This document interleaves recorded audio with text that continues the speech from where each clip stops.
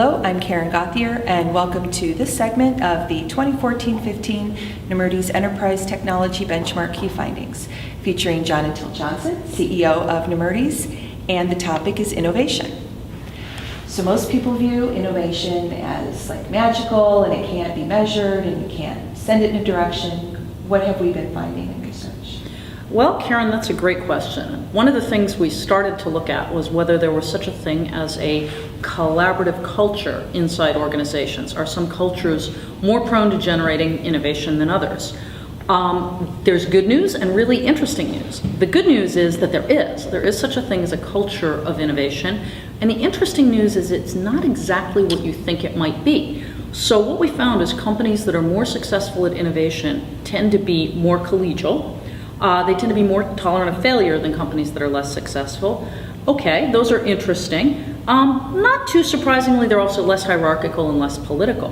What we found, though, is the areas where more and less successful companies are not significantly different. They're both equally metrics-oriented, they're equally structured, and here's the kicker, they're equally entrepreneurial. So in other words, saying, I have an entrepreneurial culture does not mean you'll necessarily be successful at innovation. But having a collegial culture, which I'll talk about in a second, really does.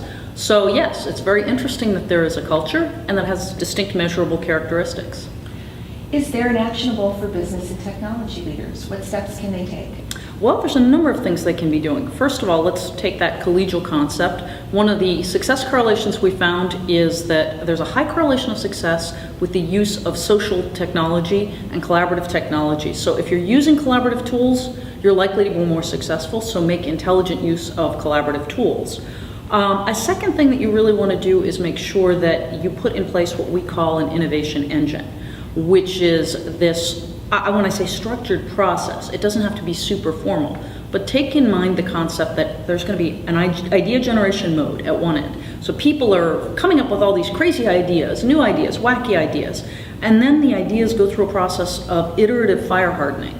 So you first build a prototype, see if it works, kick it around, see if the business is interested in that prototype, and as the viability of certain ideas goes, you sort of winnow them down and focus more and more attention and effort on fewer and fewer ideas. So out at the end, pop out a few fully vetted ideas that really have business value.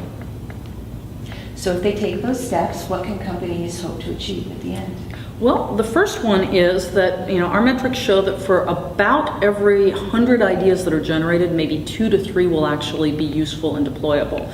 So expect a relatively low rate of return, expect a high rate of failure, and don't worry about it if that happens. So you can expect, that lots of ideas will come in, a few good ones will come out. The second thing is you should really expect to see the challenge kicking in at matching the flow of ideas that are coming out to your ability to execute.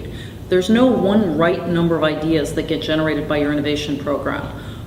It really depends on your ability to roll out new ideas and new changes to your organization. If you're very good at that, then you can be generating more ideas and make better use of them. What we found, interestingly, is companies tend to overestimate their success at innovation when they generate more ideas than they can use. But from an external perspective, an objective perspective, that's not very helpful, because if you can't roll out an idea, it's great that it's there and it's great that you've proven it could work, but you haven't been able to operationalize it.